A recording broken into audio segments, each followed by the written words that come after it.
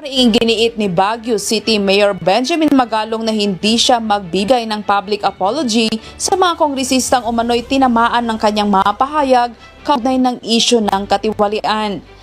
Bakit naman ako mag-public apology? Bakit naman ako Sinabi ko na yan eh. Sinabi ko na yan eh. Unang-una, hindi ako mag-apologize sa kanila. Sila dapat ang mag-apologize sa taong bayan. Tinutulak ngayon ng grupo ng mga aktibo at retiradong general sa bansa ang malalimang investigasyon kaugnay sa bilyon-bilyong pisong anomalya sa mga ipinagmamalaking flood control projects ng pamahalaan. Nananawagan ang Association of Generals and Flag Officers Incorporated sa Malacanang na magtatag ng hiwalay na fact-finding body na susuri sa umano'y irregularidad sa mga flood control projects. Okay, magandang araw muli mga kagabayan. Ito nga, mainit pa rin na pinag-uusapan itong flood control project nitong administrasyon ni Bongbong Marcos. Tila para makokorter na itong mga congressman na ito, no, na kung saan talaga namang pasimuno itong si Tambi, no, na kung saan sabi ni BP Sara Duterte, itong si Saldico at saka si Martin Romualdez ay sila ang dalawa ang nagko-control ng pera, no, ng budget ng Pilipinas. Ayat marami na nagsasalita mga kababayan, sana yung mga active and retired military, no, na talagang pabor sila na imbestigahan itong flood control project nito. Maging si Toby Tiangco mga kababayan at saka si Isko Moreno, nagsalita na rin si Isko Moreno na handa silang tumistigo, no, humarap sa Blue Ribbon Committee ni Marcoleta para tumistigo sa manumalyang flood control nitong administrasyon na to. Kaya abang natin mga kababayan, no, alam sa mga susunod na araw, abangan natin talagang magkakalaglagan na to. Kasi nako-corner na sila eh. Magkakalaglagan na to mga kababayan. Pag nagkalaglagan ito, malalaman natin kung sino talaga ang pinaka-leader, no, at ng mga buhaya na to. At putok na balitang balita na talaga yung mga kung sino talaga, no. At ang balita nga natin, si Saldico mga kababayan, tila atang nagtatago na, no, at planong at patawag sa committee itong si Saldico. Pag ito pinatawag mga kababayan, tingnan natin kung aatin to, kasi talagang ko-cornerin talaga to. Pag na-corner to, malamang kumanta to, no. Habang mahaga pa, puro niya na kung sino talagang ang pinuno ng sindikatong ito mga kababayan. Alam natin, bilyon-bilyong pera ang inubos ng ating kaban ng bayan para sa proyekto to. Pero kita naman natin, pag tuwing umuulan, bumabaha, no? Kaya ito, dami nagsasalita ng mga gobernador ng no, sa iba't ibang lugar ng mga mayor, nagsasalita na rin patungkol nga sa may lugar nila kung saan pag umuulan patuloy na bumabaha. Pero milyon-milyon ang ginagastos ng gobyerno patungkol nga rito sa may flood control na ito mga kababayan. Kaya abangan po natin. Kaya ito, pakinggan po natin itong balita na ito. Si Navotas Representative Toby Tiangco na ipatawag sa pagdinig ang dating House Appropriations Chair na si Congressman Zaldico kaugnay po ng National Budget at Flood Control Projects. Handa rin si Mayor Isko Dumagoso na ibahagi sa Senado ang impormasyon tungkol sa mga palpak na proyekto sa Maynila. Narito ang balita ni Margot Gonzalez. Gumulong na ang pagdinig ng Senado kaugnay ng mga anomalya sa flood control projects ng Marcos administration. May ilang kontratista na pinatawag at pinasupina dahil sa hindi pagdalo sa Senate investigation. Ang DPWH una nang kinumpirma na may mga ghost projects sa bahagi ng Bulacan. Naniniwala naman si Navotas Representative Toby Tiangco na dapat ding ipatawag sa Senado si Congressman Saldico upang magbigay linaw sa mga anomalya o issue sa 2025 national budget at mga pondong inilaan sa flood control projects. Anya sa small committee ng Kamara para sa pagtanggap ng amendments sa 2025 national budget ay 4 lang ang miyembro nito kung saan ang chairman ay si Saldico at si Stella Kimbo naman ang senior vice chairman. Sino pang makakasagot? Wala na records eh. Pag hindi pa niya nasagot yan, nako, ano nangyari dyan? Paano napalitan yan nung imposible naman? Tsaka sabi nga ni Vice President Sara Duterte noon, there are only 2 people who runs the budget, Saldico and the Speaker. So ngayon po, do you support the idea po na ang dapat na number 1 na ma-invite sa mga Senate hearing regarding po sa mga flood control projects ay si mismong Congressman po? Yes. Agree. And dapat po itong sa Saldico ay umattend talaga sa magandang pagdinig. Kung wala po siyang tinatag. Pero sa tanong kung nasan ngayon si Saldico, And where is Saldico right now? He got re-elected, di ba? Yeah. He's a congressman. Did you see him already at the No. house up to now? No.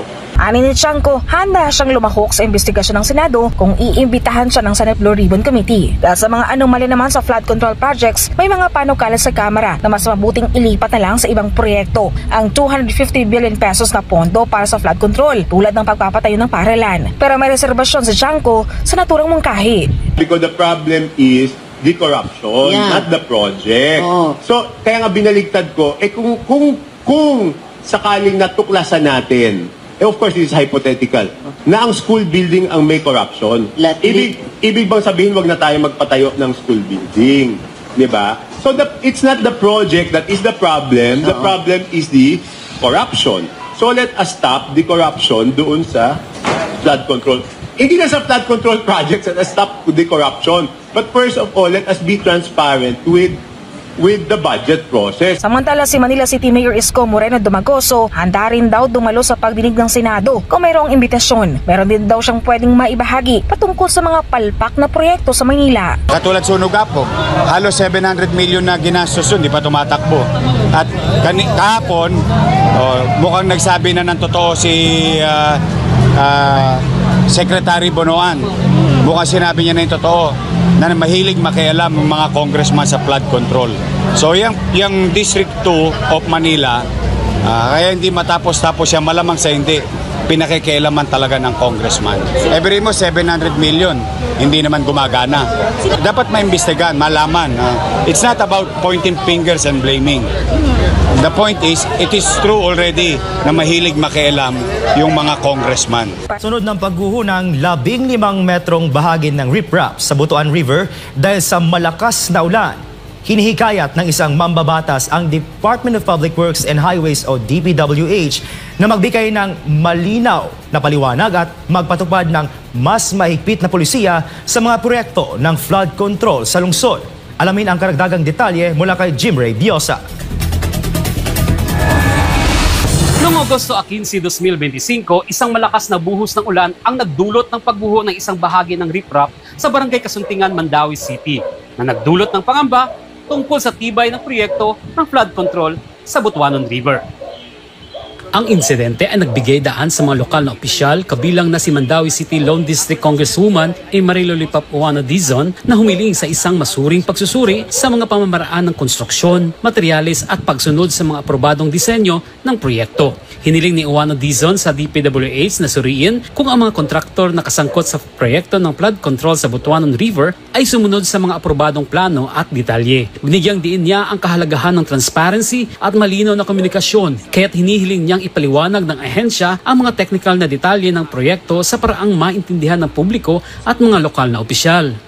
Very good siya specification, dili magugo engineer, dili sad ko wala ko'y idea kung unsaon gid ang specification ani, but ako na sa silang giingnan, I hope they can also present ba mapakita sa ato, especially kamo sa mga media ug sa katawhan kung unsa man gyud ang itsura ana, unsa man gyud kinahanglan ana sa scope of work, kung unsa may kailan na ba yun kabilya ni diri, bato-bato na lang ba diri, kaya sa kita di man ko kasulti kay ang the only person or the only agency makatubag ana kung unsa gyud nga nipis ba ni siya, baga ba ni siya is the DPWH. Binigyang diin nito ang pangangailangan ng klarong impormasyon upang maiwasan ang maling haka-haka at mapalaganap ang transparency. Ang proyekto ng flood control sa Butuanon River ay umaabot sa 11.4 kilometro sa mga pampang ng Mandawi City at halos 7.5 kilometers na ang natapos at napatibay. Subalit ipinanto ni Uano Dizon na iba't ibang kontraktor at disenyo ang ginamit sa bawat bahagi ng proyekto. Kaya't kinakailangan ng pare-parehong pagsubok at pagsusuri